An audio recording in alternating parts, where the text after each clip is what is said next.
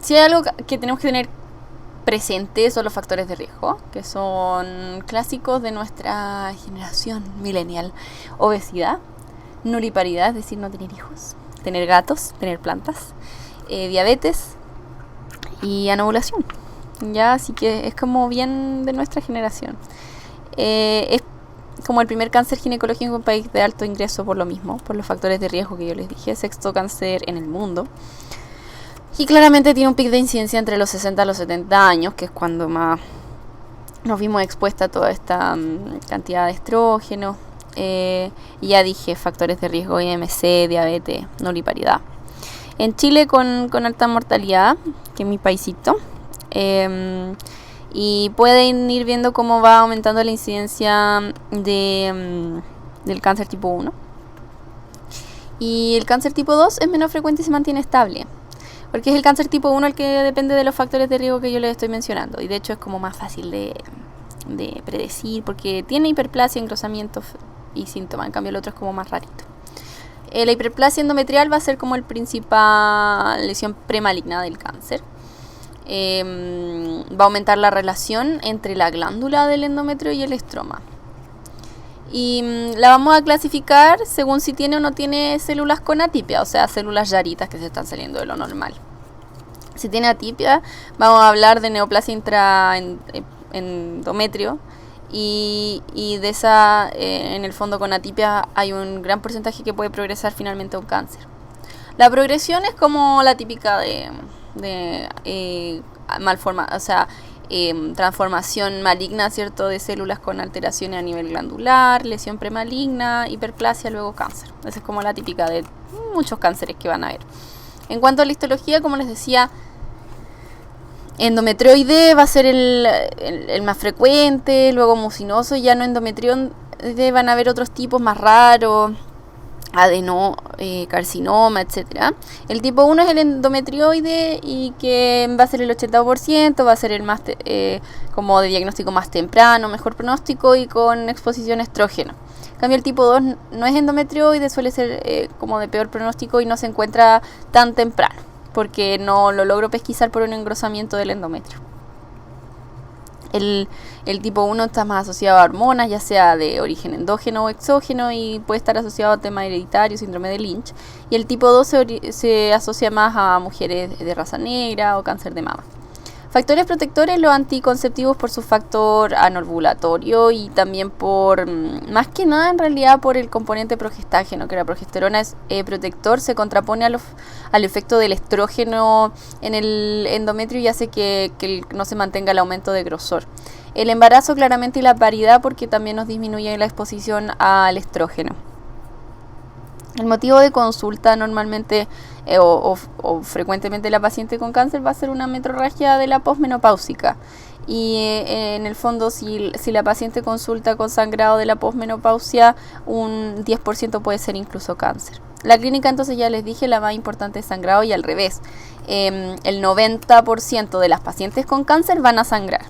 Entonces pero si ojo ahí, 90% del cáncer sangra, pero 9 a 10% de la sangre es cáncer.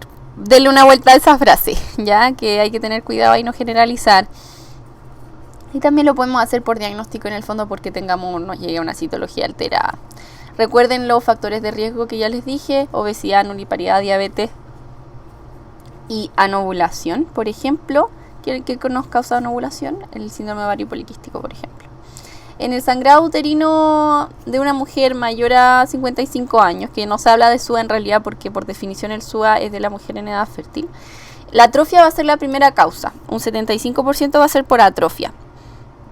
Y hay un porcentaje que va a ser por lesiones benignas, pero hasta un 10% del sangrado de la posmenopáusica va a ser cáncer. Entonces, es súper importante tener el concepto de que a una mujer posmenopáusica sangrando de forma persistente o con factores de riesgo hay que hacerle una biopsia del endometrio para ir a buscar ese cáncer o células con atipia. La primera aproximación puede ser una eco transvaginal y ver cómo está el grosor también, eso es válido. Pero también se nos puede presentar un 45% de los PAP en el cáncer de endometrio van a estar alterados. Y bueno, va a ser obviamente más sensible mientras más avanzado esté el cáncer. Pero el PAP en el fondo nos puede mostrar, porque un raspado ahí puede mostrar células con atipia, ya glandular. Entonces si yo veo al revés en un PAP células de atipia glandular, tengo que ir a buscar otras cositas, en el sentido de pensar también que se puede tratar de un cáncer. Hacer como la visión, no solo pensar en cáncer cervicouterino, sino que si tengo una atipia glandular, pensar que se puede tratar de un cáncer de endometrio. También podemos encontrarnos como presentación una imagen incidental, que me encuentre con en el TAC un endometrio hipodenso y todo, pero recuerden que el TAC no es el examen de elección en casi nada ginecológico, ¿sí? También puede ser que se haya hecho una histerectomía a la paciente por una causa benigna, y que en esa histerectomía, que se manda a biopsia, por definición todo lo que se opera y se saca se manda a biopsia, y se encuentra con el cáncer. Si ya está muy avanzado, podemos encontrar el útero fijo, pero en general eso ya es como de compromiso más allá. Y alteraciones en el laboratorio también, quizás anemia, por ejemplo, si ha sangrado mucho por su sangrado uterino normal. La eco entonces va a ser nuestra principal como franco de batalla. En la mujer posmenopáusica con sangrado, nosotras vamos a buscar engrosamiento del endometrio si está sangrando. Ya si mide el endometrio más de 4 milímetros, si es un sangrado recurrente, si es un sangrado persistente, vamos a tener que proceder más allá de la eco y hacer una biopsia PIPEL. Ahora, si mide menos de 6 milímetros, el valor predictivo negativo es súper alto, 99,4%, porque la mayoría de los cánceres va a ser tipo 1 y van a ser con engrosamiento. Pero ojo que hay cáncer tipo 2 sobre todo que no engrosan el endometrio, entonces si el sangrado es persistente y tiene factores de riesgo, igual se va a ir de PIPEL aunque el endometrio no esté grueso. El diagnóstico definitivo claramente es biópsico, por histología. También se podría hacer biopsias con dilatación, con curetaje, pero es mucho más mórbida, como, no sé, tiene más complicaciones, más compleja que una biopsia PIPEL. La biopsia PIPEL es una biopsia que se hace como con un tubito que aspira endometrio, muestra de forma ambulatoria. La paciente en el mismo box se puede hacer al tiro la biopsia. Entonces imagínense que tengo disponible la PIPEL y la eco en una misma consulta, se va con la biopsia hecha y va a volver con el resultado de la biopsia y vamos a poder pasar al siguiente paso. Entonces súper ideal la PIPEL, es más rápido, en vez de andarme yo consiguiendo un pabellón y esperando que me den pase para hacer la dilatación con el curetaje. La biopsia PIPEL se puede hacer en el box y ni siquiera necesita anestesia, aunque sí hemos visto que muchas pacientes sí sufren por esa biopsia porque suele ser bastante dolorosa. Luego del diagnóstico histológico podemos hacer clasificación de riesgo. Van a ser de más riesgo si tiene invasión, histología endometrioide, invasión del estroma, grado 3, cosas como clásicas de cualquier cáncer en realidad. Las estadificaciones, tenemos distintas herramientas. Tenemos la imagen con resonancia, con TAC de tórax, abdomen y pelvis, y el PET-CT. Esa es como una de las herramientas, pero es complementaria a la cirugía, que es como por definición la forma en que se va a tipificar el cáncer de endometrio, ¿ya? Lo ideal sería una cirugía antes de las 6 semanas diagnóstica para hacer tapificación. Y bueno, que sea laparoscópica para poder hacer una exploración, ¿cierto? Buscar metástasis y luego hacer una histerectomía radical, que sería como el tratamiento inicial, ¿verdad? Con o sin linfadenectomía pélvica, aórtica, que va a ser básicamente si la paciente tiene algunos criterios de alto riesgo.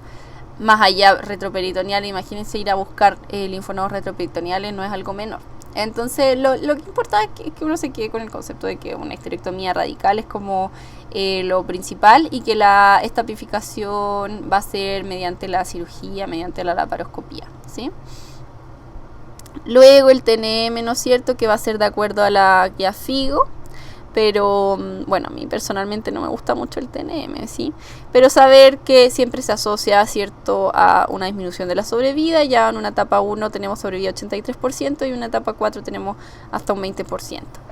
¿El tratamiento adyuvante nos podría servir? Sí, nos podría servir. Vamos subiendo. Se puede hacer incluso braquiterapia, luego radioterapia y finalmente quimioradioterapia. Ya en realidad en el metastásico es como más el rol de la quimioterapia. Pero viendo si existen factores de riesgo, yo decido si dar la adyuvancia con radioterapia, con braquiterapia, y esos son factores de riesgo, lo que le estoy escribiendo ahí. Más de 60 años, cierto grado de invasión en la muscular, tercer grado, histología como poco favorable, etcétera. Y bueno, eso era cáncer de endometrio. Como siempre no me voy mucho en la bola con la terapéutica, porque el cáncer para por lo menos el médico general en ginecología tiene que ser importante el grado de sospecha, la presentación clínica y saber derivar cuando corresponde, ¿sí? Espero que les haya servido el video y nos vemos en la próxima. Recuerden suscribirse al canal y seguirme en Instagram. Besos, bye. Piensen que vengo del futuro. Después de su rotación de ginecología, les vengo a dar un consejo: que estudien ecología ginecológica como un ente por separado y no solo como parte de todas las patologías que van a estar viendo, o qué sé yo, sangrado uterino normal, adenomiosis, miomas, qué sé yo, lesiones, tumores de ovario, lesiones anexiales, todo eso va de la mano de la ecoginecológica. Y la verdad, muchas definiciones que nosotros leemos, quiste unilocular, decimos, quiste una pelota sin lóculo, me imagino que no tendrá lóculos adentro, qué sé yo. Son definiciones que la gente se ha tenido que poner de acuerdo para saber de qué estamos hablando. Entonces mejor conozcan bien esas definiciones para que sepan de qué están hablando las personas que informan una ecoginecológica, ¿sí? Me van a entender si siguen viendo este video, si no, se lo van a perder. Hay dos elementos importantes, el ovario y el endometrio, que como lo que se han puesto de acuerdo estas organizaciones internacionales para saber hablar un idioma en común. El ovario hicieron el IOTA, ¿ya? Y en el endometrio, adivinen qué hicieron, el IETA, ¿ya? El ORATS es distinto, ya son una serie de elementos que nos hablan de malignidad. Y el IOTA es una forma sistemática de describir una lesión en el ovario, ¿sí? Y vamos a ir viendo poco a poco, como paso a paso, qué son las características, qué elementos del ovario y de la lesión del ovario vamos a ir describiendo y cómo la vamos a llamar. La lesión la vamos a describir aparte del ovario. O sea, si el ovario tiene algo adentro, vamos a describir y vamos a medir ese algo en sus tres planos, ¿cierto? Se va a hacer un corte transversal y un corte longitudinal, y vamos a medir los tres ejes mayores de largo, de ancho y de alto, como cualquier estructura tridimensional, y vamos a medir eso del ovario y de la lesión. O vamos a verlo medido por alguien que sí se dedica a medir ovarios y lesiones de ovarios, que es la persona que hace la ecografía. En lo morfológico vamos a describir paredes. Si es una estructura que es sólida, que es como una roca, ¿no es cierto?, vamos a describir el contorno externo. Si es un quiste que tiene líquido adentro, vamos a describir la pared interna, ¿sí? Porque se va a poder ver porque es líquido adentro. Y las papilas vamos a describir si tienen una pared regular o irregular. El contenido de la lesión que esté adentro del ovario puede ser quístico o puede ser sólido. El quístico va a ser más anecogénico o hipoecogénico si es que tiene contenido, por ejemplo, líquido amniótico, quién sabe, si es más mucinoso, o puede ser descrito en vidrio esmerilado, y eso es característico de un endometrioma. Si es de contenido mixto, más vamos a pensar en un absceso, en un hematoma, en una hemorragia, e incluso en un teratoma. Pero como ven, son hartas cositas que vamos a ir describiendo que nos pueden ir orientando a diferentes patologías. Y es bueno tener una visión amplia de todo esto antes de irse patología por patología. El coágulo versus el sólido a veces se puede confundir, pero el sólido lo que nos va a ayudar es que tiene Doppler positivo y que el coágulo se va a mover si es que yo le aprieto con el transductor. Los septos se definen por ir de un lado a otro. ¡Ay, qué lógico! Me van a decir, es obvio, Medilu, obvio, ¿qué más va a ser un septo? Lo que pasa es que eso nos define que un quiste sea multilocular. Si yo tengo por lo menos un septo, vamos a tener por lo menos 2 lóculos y va a ser multilocular, ¿sí? Pero podemos tener septos incompletos, como esos que ven ahí, no sé si se entiende, pero van de un borde y no llegan al otro borde. Y pueden formar una rueda dentada, por ejemplo, como la que se ve ahí, en ese dibujito más o menos, y eso nos puede estar hablando de un piosálpix en un contexto de enfermedad inflamatoria pélvica. El contenido sólido va a ser más hiperecogénico y nos puede estar hablando de contenido tipo incluso muscular, estroma, fibroma, etc. Y los componentes sólidos se miden por separado. Y es súper importante que la persona que haga la ecografía entregue la información de cuánto mide el componente sólido más grande. Porque si el componente sólido más grande mide menos de 7 milímetros, es una de las cosas o elementos que me van a ayudar a definir que es benigno, por ejemplo. Entre medio les voy a pedir que por favor recuerden suscribirse a mi canal y me sigan en mi cuenta de Instagram, que siempre está disponible en la descripción de los videos. Y vamos a poder continuar hablando de la eco ginecológica. Dentro de los componentes sólidos encontramos unas montañitas que se llaman papilas. Es un tipo de componente sólido. Tiene que medir por lo menos 3 milímetros de alto. Y como les digo, una montañita. Sale en general como por el borde, desde el borde interno hacia adentro de la lesión. Puede tener un borde suave o un borde irregular, si es que es como irregular, por lo que dice su nombre. Si tiene como baches. Y lo importante también de las papilas es describir cuánto miden, ¿cierto? Siempre que tenga un componente de más de 3 milímetros de alto, recuerden ese número, 3 milímetros de alto va a ser una papila, pero tengo que decir cuántas son, porque si tengo 4 o más papilas, lo más probable es que esté frente a una lesión maligna. También debo describir los dos planos, es decir, cuánto mide la base, y también tengo que decir si esa papila tiene o no tiene flujo al Doppler. Recuerden que el flujo positivo al Doppler nos puede estar hablando de componente sólido. Y también recuerden que mientras más flujo yo tenga al Doppler, más maligna puede ser esa lesión. Hay un Doppler score que nos habla de malignidad y que lo podemos ver más adelante si es que alcanzamos, ¿sí? Otro elemento que podemos describir es el corpúsculo de Rogitansky, que es distinto a los sólidos, son algo propio del teratoma. Y también tenemos la sombra acústica, ya que nos habla de benignidad y en general. Y es como una línea negrita que atraviesa la lesión y que se produce porque se interpone alguna estructura entre el ecógrafo y la lesión.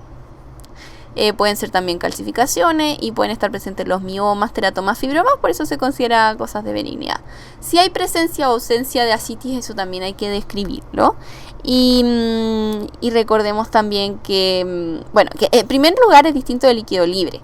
Y el líquido libre, la característica que tiene es que sobrepasa el nivel de fondo de saco de Douglas, que es como el receso posterior, que está como atrasito del útero.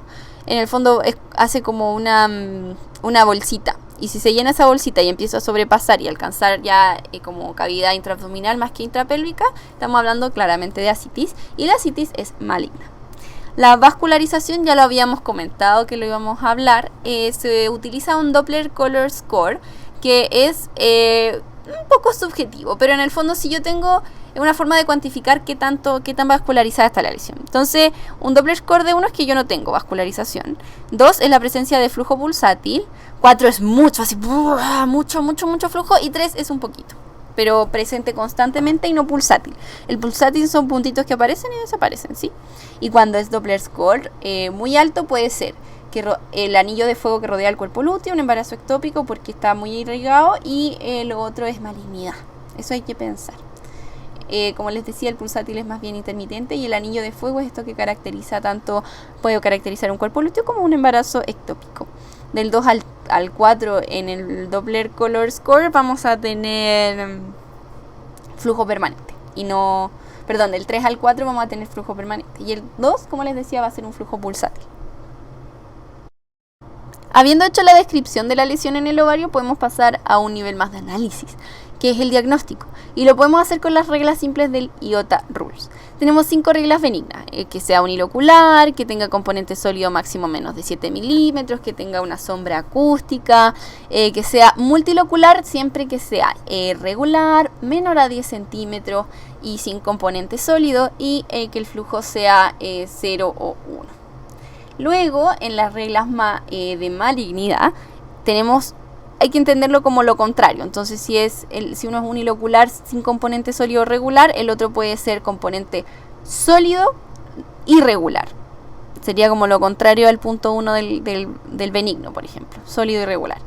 Luego, en cuanto a los sólidos menos de 7 milímetros, en el maligno vamos a tener 4 o más papilas, que va a ser como el equivalente, hablando de es como el negativo, ¿sí? En cuanto a la sombra acústica, va a tener como algo rarito el benigno. Lo rarito del maligno es la citis. Y también tenemos, si es multilocular, que sea más de 10 centímetros, que tenga componente sólido, que sea de borde irregular. Y finalmente el Doppler score, que también va a ser como el extremo contrario a lo que veíamos en reglas benignas, que va a ser un Doppler score de 4. Entonces, con esto yo les comento que si tienen por una regla benigna y ninguna maligna, va a ser benigno. Si tengo 0 benignas y una maligna, va a ser maligno. Entre medio, todo lo demás es para los especialistas, que es inconcluso. ¿Cuánto yo voy a tener? No necesariamente, que no voy a necesitar ayuda del experto, va a ser un 75%. Ojo que el inconcluso por ecografía es distinto al concepto de borderline, que es un concepto más histológico que de ecografía, ¿sí? Entonces, como les decía, con las IOTA Simple Rules, eso voy a contar con un 75% de las lesiones. Para todo lo demás, existen mayores evaluaciones y por un especialista ya como en, no sé, lesión ovárica, ¿sí? Como más en el subespecialista.